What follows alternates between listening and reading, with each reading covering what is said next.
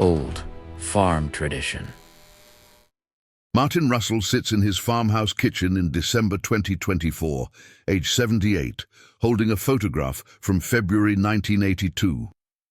18 farmers standing in front of the John Deere dealership in Hampton, Iowa, smiling, confident, proud. 17 of them had just signed financing papers for new tractors. One of them, Martin, standing slightly apart on the left edge, had declined. 42 years later, Martin is the only one still farming. The other 17 lost everything. This is how it happened. February 12, 1982. Rick Carlson's dealership was hosting a special financing event. Interest rates were at 15.8%, but Rick had secured a promotional rate from John Deere Financial, 13.9% for qualified buyers. In a market where money cost 16 to 18%, 13.9% seemed like a gift. Rick invited his top customers, farmers who'd bought from him for years, farmers with good credit, strong operations, 400-plus acres. Martin Russell was invited because he farmed 440 acres and had been a customer since 1967. The presentation started at 7:02 p.m., coffee and donuts. Rick at the front with a microphone and a flip chart showing payment schedules. 18 farmers sitting in folding chairs. "Gentlemen, I'll be direct. Times are tough. Grain prices are down. Interest rates are high. But this is exactly when smart farmers invest. Your competitors are pulling back. This is your chance to gain advantage. New equipment means higher yields, lower downtime, better efficiency. And John Deere Financial is offering 13.9% financing through March 15th. That's 2 points below prime rate. 2 years ago, you couldn't get financing under 10%. Now you can lock in 13.9% for 5 years. Paul Henderson, age 52, raised his hand. Rick, 13.9% is still high. 5-year loan on a $40,000 tractor means, what, $9,000 a year in payments? $8,760, Rick corrected. But look at it this way. You're farming, let's say, 480 acres. Current yields around 142 bushels. That's 68,000 bushels. At today's price of $232, that's 157,000 gross. Your old tractor costs you maybe 5 to 8 bushels per acre in lost efficiency. That's 30 to 50 bushels per acre in opportunity cost. On 480 acres, that's 14,000 to 24,000 bushels you're losing. At $232, that's $32,000 to $55,000 leaving your farm every year because your equipment isn't optimal. The math was compelling. The logic seemed sound. Tom Mitchell, age 49, spoke up. What models are we talking about? 440s mostly, some 4640s for the larger operations. Excellent machines, proven. The 4440 is 95 horsepower, handles any implement, comfortable cab, reliable hydraulics. It's the backbone of American agriculture.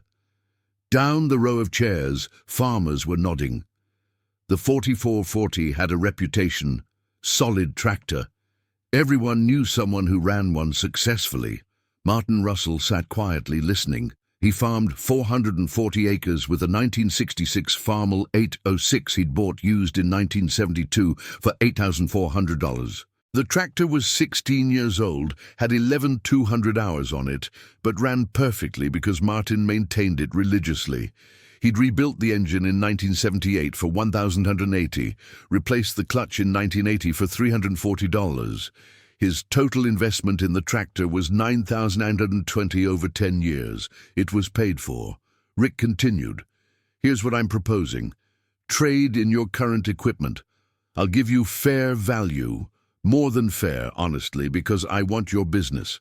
Finance the balance at 13.9% over 5 years. Lock in this rate before March 15th when the promotion ends and rates go back to market levels. Bill Stevens, age 55, asked the key question. Rick, what happens if grain prices don't recover? What if interest rates stay high? What if this isn't a temporary downturn? Rick smiled, confident. Bill, I've been in this business 26 years. I've seen cycles. Prices always recover. This is agriculture. People need food. The fundamentals are solid. This crisis is temporary. The farmers who invest now will dominate for the next 20 years. The farmers who don't, well, they'll regret it. The room was silent. Rick's confidence was persuasive. He believed what he was saying. More importantly, the other farmers believed him. One by one they signed. Paul Henderson, $44.40, $39,600. Trade-in, $8,200. Financed, $30,400. Tom Mitchell, $44.40, $39,600. Trade-in, $7,800. Financed, $31,800. Bill Stevens, $46.40, $47,200. Trade-in, $9,100. Financed, $38,100. Down the line. 17 signatures. 17 commitments.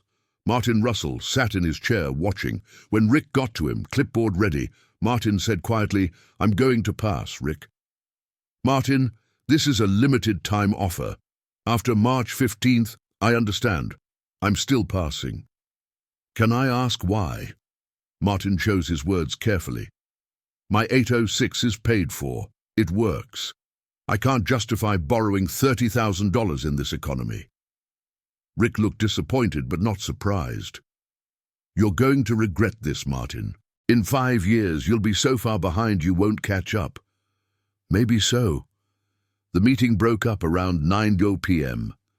Rick's assistant took the group photo outside. 18 farmers in front of the dealership. 17 happy with their decisions. One quietly uncertain if he'd just made a terrible mistake. The tractors were delivered over the next 4 weeks. Shiny green machines, 44 40s and 46 40s, delivered to farms across Franklin County. The farmers showed them to neighbors, talked about the features, felt successful. Martin kept farming with his 1966 Farmall 806. Neighbors commented, "Martin's still running that old red tractor." Not meant cruelly, just observation. Martin was the guy who didn't upgrade. The first sign of trouble came in late 1982.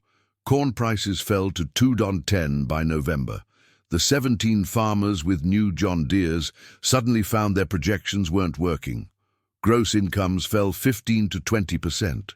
But equipment payments stayed fixed, $8,560 per year, whether corn was $2.32 or $2.10. Paul Henderson did the math in December 1982. His gross fell from $157,000 to $134,000. His operating costs were $88,000. His equipment payment was $8,160. That left $37,240 for living expenses and savings. Doable, but tight. Much tighter than the $57,000 he'd had the year before. By 1983, corn was $2.10 consistently. Paul's gross was $134,000 again, but operating costs had increased to $94,000, fertilizer up, chemicals up, fuel up. His equipment payment was still $8,760. That left $31,240. Very tight. By 1984, Paul Henderson was in crisis. He was 2 months behind on his equipment payment. John Deere Financial sent a letter, pay within 30 days or face repossession. Paul called Rick Carlson. "Rick, I can't make these payments. I need help." "Paul, I sold you the tractor. I don't control the financing. That's John Deere Financial. You need to work with them. You told us prices would recover. I thought they would. I was wrong." Paul refinanced his land to cover the equipment debt, borrowed $35,000 against his farm at 16.2%. Paid off John Deere Financial. Now his equipment was paid for, but he had new land debt, not a solution, just a delay. Tom Mitchell went a different route. Stopped making equipment payments in 1985. Let John Deere repossess the 4440. They took it in March 1985, sold it at auction for $18,400. Applied that to his loan balance of $24,200. Tom still owed $5,800 on a tractor he no longer owned. Bill Stevens held on until 1986. Then lost his farm completely, bank foreclosed. His 560 acres sold for $710 per acre, $397,600. After paying off all debts, Bill walked away with $28,000, moved to Mason City, got a job at a factory. One by one, the 17 fell. By 1990, 8 years after that February meeting, 12 of the 17 had either lost their farms completely or had refinanced land to cover equipment debt they couldn't service. By 1995, 15 of the 17 were gone from farming. 2 survivors, Robert Klein, who'd inherited money from a deceased uncle in 1987 and used it to pay off his debt, and James Williamson, who declared bankruptcy in 1986, discharged his equipment debt and somehow kept farming with salvaged equipment. By 2005, Robert Klein retired and sold his farm.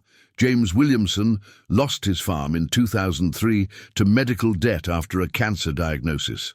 By 2024, all 17 were either dead, retired and poor, or working non-farm jobs. Martin Russell, who'd kept his paid-off 1966 Farmall 806, was still farming. His story is simpler than the 17 failures. He farmed his 440 acres throughout the 1980s with the 806, maintained it carefully. His annual equipment costs averaged $840. No payment, just maintenance. While his neighbors were paying $8,000 to $9,000 per year in equipment debt, Martin was paying $840. That's $7,000, $8,000 annual difference, invested carefully, compounded over 40 years.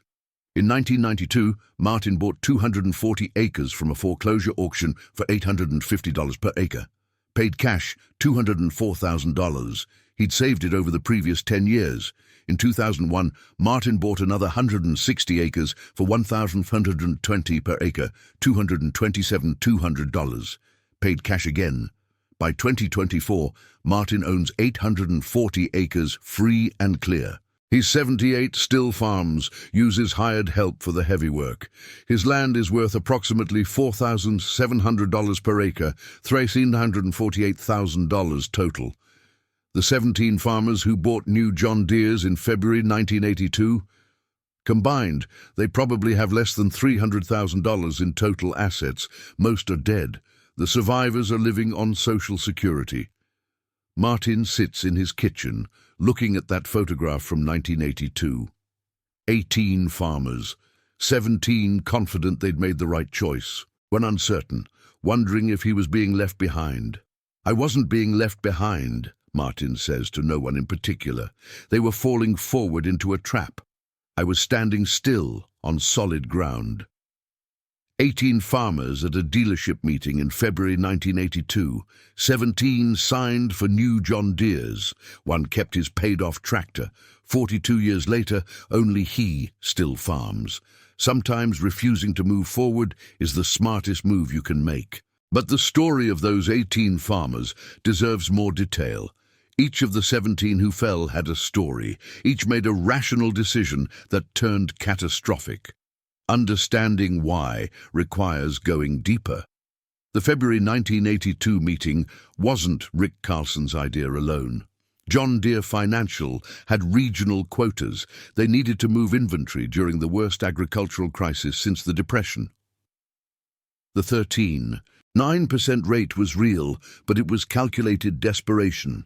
Get farmers into debt now, collect later, accept losses on some to maintain market share.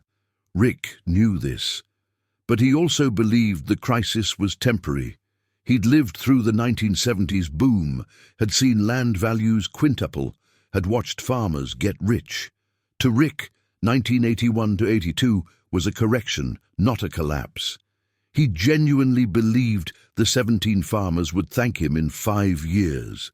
Let's go through what happened to each one. Paul Henderson, age 52 in 1982, farmed 480 acres, married with 3 teenage children, bought a 44 440 for $39,600, financed $31,400.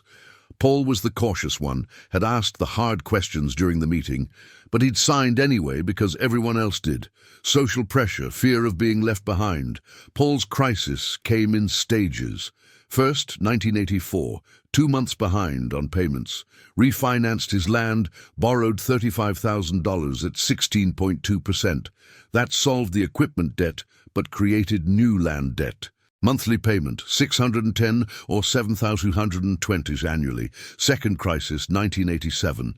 His youngest daughter needed college tuition. Paul didn't have $8,000 for her first year, borrowed against the farm again. Third crisis, 1989. Low grain prices, high debt service, couldn't make payments. Foreclosure started in 1990. Paul lost his 480 acres in May 1991, sold for $920 per acre, $441,600. After paying off debts, now totaling $387,000, Paul netted $54,600, moved to Waterloo, worked at John Deere factory, ironically.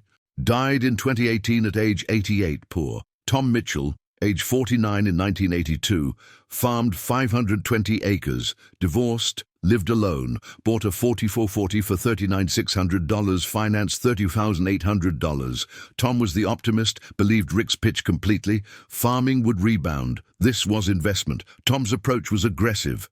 When he couldn't make payments in 1985, he didn't refinance. Just stopped paying. Let John Deere repossess the tractor in March 1985. They auctioned it for $18,400, applied that to his $2,200 balance. Tom still owed $5,800 on nothing. John Deere Financial sued, won judgment, garnished Tom's grain payments for 3 years. Every bushel Tom sold, John Deere took 15% off the top. Tom couldn't survive that, lost his farm in 1988. Sold for $840 per acre, $436,800. After debts and the judgment, netted $32,000. Moved to Cedar Rapids, worked security until 2010. Died in 2021 at age 88. Bitter about the whole experience. Bill Stevens, age 55, in 1982, farmed 560 acres, married with 2 adult sons who'd moved to cities. Bought a 4640 for $47,200, financed $38,100. Bill was the oldest at the meeting, should have been most cautious, but he wanted to prove he could still compete, still grow. Bill's crisis was fastest. By 1984, he was $18,000 behind on combined equipment and operating loans. Tried to sell 160 acres to discharge debt. Market was terrible. Could only get $720 per acre, $115,200. After selling costs, netted $108,000. Not enough. Bank foreclosed on remaining 400 acres in 1986, sold for $710 per acre, $284,000. After debts, Bill walked away with $28,000 from a farm he'd built over 30 years. Bill moved to Mason City, got a factory job at age 59, worked until 70, lived on Social Security until death in 2017 at age 90, never talked about farming, too painful, and so on through the 17. Each story similar, initial confidence, then surprise when prices didn't recover, then scrambling to survive, then eventual failure. Robert Klein was the lucky one of the 17. He'd bought a 4440, financed $32,200.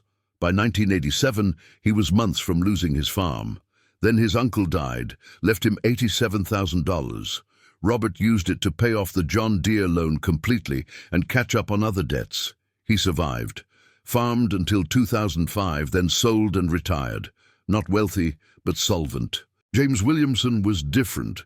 He'd bought a 4440, couldn't make payments, declared Chapter 7 bankruptcy in 1986, discharged his equipment debt, lost the 4440, kept his land through homestead protection, bought a worn-out International 1066 at auction for $4,200, used that to farm, barely survived through the 1990s, lost everything in 2003 when his wife got cancer, medical bills destroyed them, foreclosed, ended up with nothing.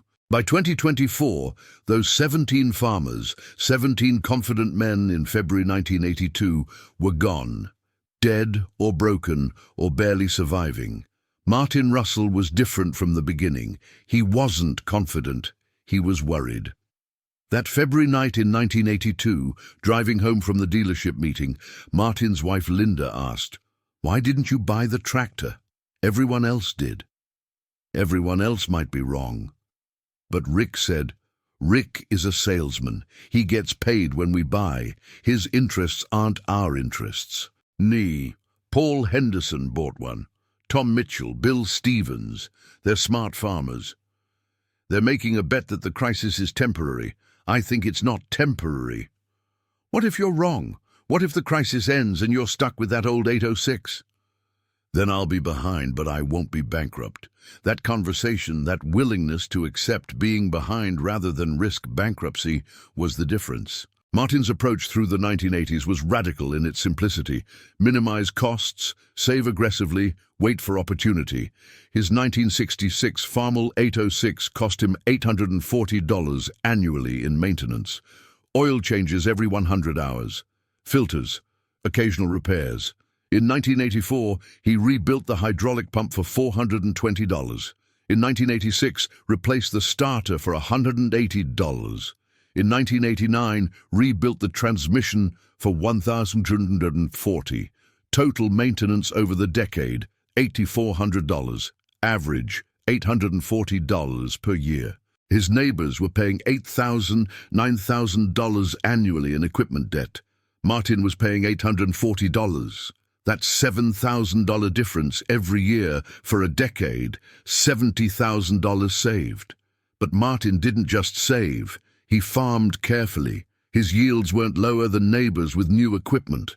In some years, they were higher because Martin scouted more carefully, sprayed more precisely, harvested at optimal moisture. In 1985, when 3 of his neighbors couldn't afford herbicide, their yields dropped 8 to 12 bushels per acre due to weed pressure.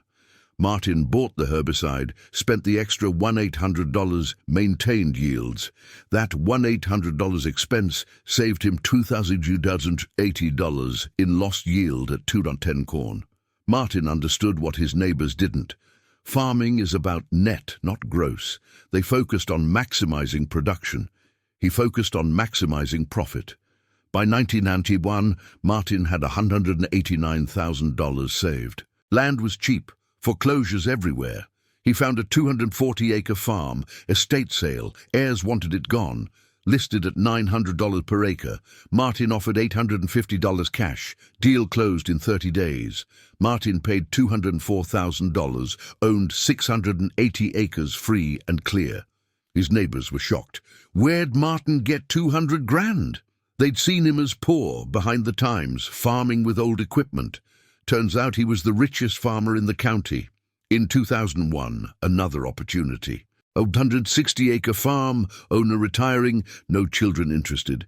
Martin bought it for $1,420 per acre, $227,200, again cash. Total 840 acres owned free and clear. Through the 2000s and 2010s, Martin farmed steadily. His equipment wasn't new, but it was paid for. He bought a used John Deere 4430 in 2003 for $22,000 cash, finally upgraded from the 1966 Farmall after 37 years. The 4430 was a 1978 model, 25 years old when Martin bought it, but reliable. Martin farmed until 2024. At 78, he still works the farm with hired help. His son-in-law manages day-to-day operations. Martin handles strategy and marketing. In December 2024, Martin received a letter from Bill Stevens' widow. Bill had died in 2017, but his wife was cleaning out boxes, found the photograph from February 1982. 18 farmers at the dealership. She sent copies to the survivors. Martin looked at that photograph, remembered the meeting, remembered Rick's pitch about smart farmers investing during tough times, remembered the confidence in the room, remembered his own uncertainty. He thought about the 17 others. Where were they now? Paul Henderson, dead, 2018. Tom Mitchell, dead, 2021. Bill Stevens, dead, 2017. Robert Klein, alive, retired in Arizona on a small pension. James Williamson, dead, 2014, broken, down the list, 12 dead, 4 alive but struggling financially. 1, Robert Klein, comfortable but not wealthy. Martin Russell, still farming, worth nearly $4 million in land alone. Martin called Robert Klein in Arizona. They hadn't spoken in 15 years. Robert, it's Martin Russell. Martin, how are you? Good, still farming. I got a photograph in the mail from 1982, the dealership meeting. Silence. Robert remembered. You were smart, Martin. You didn't buy. I was scared. That's different from smart. Whatever it was, it worked. I heard you own 840 acres now. Free and clear. I sold my 480 in 2005, got 800,000 after taxes. Seemed like a fortune. Now I'm living on Social Security, and that money's nearly gone. Medical expenses, inflation, bad investments. I'll probably run out of money in 5 years. I'm sorry, Robert. Don't be. I made choices. We all did. You made the right choice. The rest of us didn't. That conversation stayed with Martin. The 17 who'd bought new John Deeres in 1982 weren't fools. They were rational actors, making decisions based on information available and beliefs they held. They believed the crisis was temporary. They believed Rick Carlson knew what he was talking about. They believed growth was essential. Martin believed differently. He believed the crisis would last. He believed debt was dangerous. He believed survival mattered more than growth. In early January 2025, a reporter from Successful Farming magazine contacted Martin. The magazine was doing a retrospective on the 1980s farm crisis. Someone had mentioned Martin's story, the farmer who didn't buy equipment in 1982 and outlasted everyone else. The reporter interviewed Martin for 2 hours. At the end, she asked, "Do you think the 17 farmers who bought equipment were wrong to do so?" Martin thought carefully. No, they made a reasonable bet based on historical patterns. Farming had boomed for a decade. They expected it to continue. I made a different bet based on my temperament. I'm risk-averse. Maybe too much. If the boom had continued, I'd have been left behind. I got lucky that my caution matched the moment. Do you have regrets? I regret that my friends suffered. I don't regret my choices. What would you tell young farmers today? The same thing I'd have told those 17 in 1982. Debt is a tool, but it's a dangerous tool. Use it only when you must. Prefer paid-for equipment to financed equipment. Prefer survival to growth. You can always grow later. You can't survive later if you're bankrupt now. The article ran in March 2025. Included the photograph from 1982, 18 farmers at the dealership. The caption, "Only one is still farming." That photograph tells the story better than words.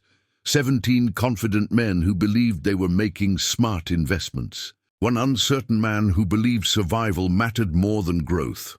43 years later, the uncertain man is the only success. 18 farmers bought into the dream in February 1982. 17 bought new John Deeres. One kept his paid-off tractor. Only he still farms. Sometimes the crowd is wrong. Sometimes standing alone on solid ground beats moving forward with the crowd into quicksand. The years between 1982 and 1995 were Martin's wilderness period. Not financially, he was stable, but socially. Being the only farmer who didn't upgrade created isolation. At the co-op in spring 1983, Martin overheard Paul Henderson and Tom Mitchell talking. "Martin's still running that old farmel. Things got to be 17 years old now. How long can he keep that up?" Rick said he'll regret not upgrading, said he'd be left behind. Martin was standing 3 feet away, could hear everything. They knew he could hear, didn't care or didn't notice. At church in summer 1984, Bill Stevens' wife commented to Linda Russell, "Bill got the new John Deere, says it's saving him time and fuel. Doesn't Martin want to make things easier?" Linda replied diplomatically, "Martin's happy with what we have. But doesn't he want to keep up?" The social pressure was constant, not aggressive, just ambient. The assumption that Martin was making a mistake, was being left behind, was too cheap or too scared to do what successful farmers did. Martin felt it, questioned himself repeatedly.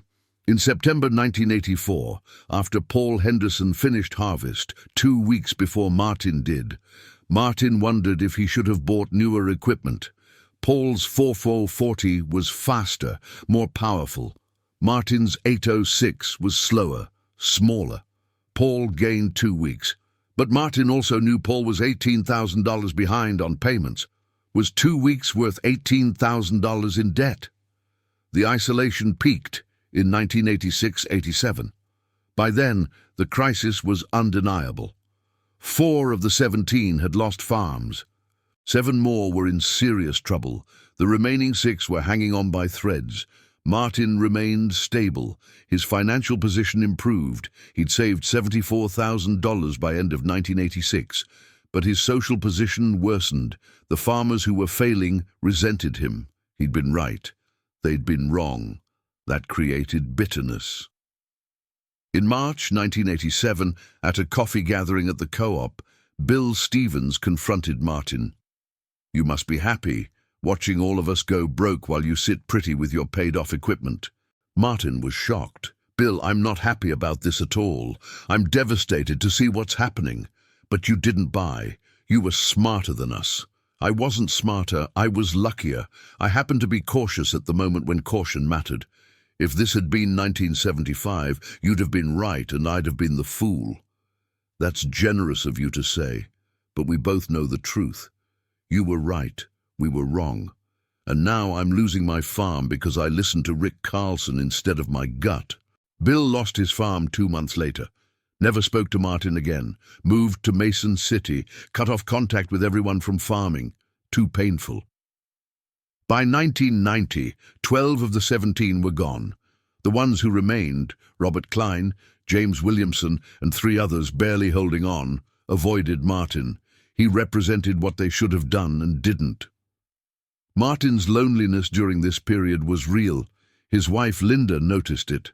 "You don't have friends anymore." "I have friends. They're just busy. They avoid you." "I remind them of their mistakes. That's hard to be around." "But you didn't make them make those choices." "I know, but they see me and think about what could have been if they'd done what I did." In 1992, when Martin bought his first 240 acres at auction, the isolation intensified. Where did he get $200,000 cash? People assumed inheritance or lottery. The truth, he'd saved it through discipline, was less dramatic but more threatening to their narratives. If Martin had saved $200,000 through simple discipline, that meant they could have 2. That meant their failures weren't just bad luck. That meant they'd made choices that destroyed them. That realization was too painful. Easier to avoid Martin than confront their own decisions. The breakthrough came in 1998. A young farmer, Daniel Chen, moved to the area. 28 years old, no family history in farming, bought a small 180-acre farm with inheritance from his grandmother. Daniel heard about Martin, sought him out. "Mr. Russell, people say you're the farmer who didn't go broke in the 80s. I'm one of them. A few others survived." "Can you tell me how?" Martin appreciated Daniel's directness. They talked for 3 hours.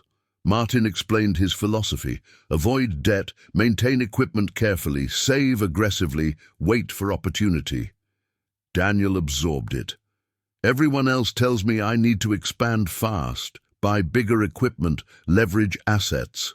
Everyone else might be wrong, again." "Were you lonely, being the only one who didn't buy?" Martin paused. "Yes, very lonely. My neighbors stopped talking to me. I represented their failure. Was it worth it?" "Financially, absolutely. Socially, it was hard. But I'd rather be lonely and solvent than popular and bankrupt." Daniel followed Martin's advice. Bought used equipment, avoided debt, expanded slowly. By 2024, Daniel owns 520 acres free and clear, is one of the strongest farmers in the county. The irony, Martin's isolation in the 1980s and 1990s created a legacy in the 2000s and 2010s. Young farmers heard about him, sought his advice, copied his approach. What looked like failure socially became success generationally. In 2015, at a Farm Bureau meeting, Martin was asked to speak about surviving the 1980s crisis. He was 82, still farming. In the audience, 23 farmers, most under 40. Martin stood at the podium, looked at the young faces. "I want to tell you about a photograph from February 1982. 18 farmers at a John Deere dealership. 17 bought new tractors that night. I didn't. Today, I'm the only one still farming, not because I was smarter, because I was scared." He paused. Fear isn't always bad. Sometimes fear is wisdom. My father lost a farm in the Depression. I grew up knowing what debt could do. That fear saved me. The 17 others didn't have that fear. They believed Rick Carlson when he said the crisis was temporary. They believed growth was essential. They were wrong. Not because they were stupid, but because the moment was different than they expected. A young farmer raised his hand. "Do you regret not buying? Do you wish you'd trusted the boom?" "No, because I understand something now that I didn't understand in 1982. There's no right answer in farming. There are only choices and consequences. I made cautious choices. The consequences were survival. They made aggressive choices. The consequences were failure. In a different era, with different circumstances, I'd have been the fool and they'd have been geniuses." Another question. Would you give the same advice today? I don't know today's circumstances well enough, but I know this. Debt is always dangerous. Equipment payments are always fixed while income is always variable. That math doesn't change. If you borrow, borrow minimally. If you can avoid borrowing, do, and never ever let a salesman tell you that missing an opportunity is worse than risking bankruptcy. That speech resonated. Several young farmers approached Martin afterward, asked for mentorship. Martin agreed. By 2024, 7 farmers in Franklin County credit Martin Russell with teaching them financial discipline. In December 2024, sitting in his kitchen looking at that photograph from 1982, Martin thinks about legacy. The 17 who bought new John Deeres left almost nothing: broken families, lost farms, financial ruin. He'll leave 840 acres to his daughter's family, debt-free, plus approximately $600,000 in cash and investments. But more than that, he'll leave a philosophy: survival first, growth second, caution over confidence, fear over faith. The reporter who interviewed him asked if he had advice for farmers facing today's challenges: rising land prices, expensive equipment, pressure to expand. "Same advice I'd give in 1982. Can you survive if everything goes wrong? If prices crash, if rates spike, if income drops 50%, can you survive? If the answer is no, you're taking too much risk. Scale back, get more conservative, make choices that keep you farming even in worst-case scenarios. Because worst-case scenarios happen more often than people think. That wisdom comes from experience. Martin watched 17 confident farmers make aggressive choices and lose everything. He made cautious choices and survived. It's not heroic, it's not exciting, but it worked. In February 2025, 43 years after that dealership meeting, Martin will turn 79. He'll still be farming. His daughter and son-in-law will manage operations, but Martin will provide strategy. Robert Klein, the one other semi-success from the 17, will be 82, living in Arizona on declining savings. The rest, dead or barely surviving. 18 farmers at a dealership meeting in February 1982. 17 believed in growth, expansion, leverage. 1 believed in survival, caution, patience. 43 years later, only the cautious one remains. The photograph sits on Martin's kitchen table. He looks at it often, sees the faces of friends who failed, feels sadness for their losses, feels gratitude for his choices, feels the weight of having been right when being right meant watching friends suffer. "I wish I'd been wrong," Martin sometimes says to Linda. "I wish Rick Carlson had been right." I wish the boom had continued and everyone had succeeded. I'd gladly accept having been the fool if it meant my friends kept their farms. But that's not what happened. The boom didn't continue. Rick was wrong. The 17 farmers lost everything. Only Martin, the uncertain man who kept his paid-off tractor, survived. 18 farmers, one photograph, one survivor. Sometimes standing still is the fastest way forward.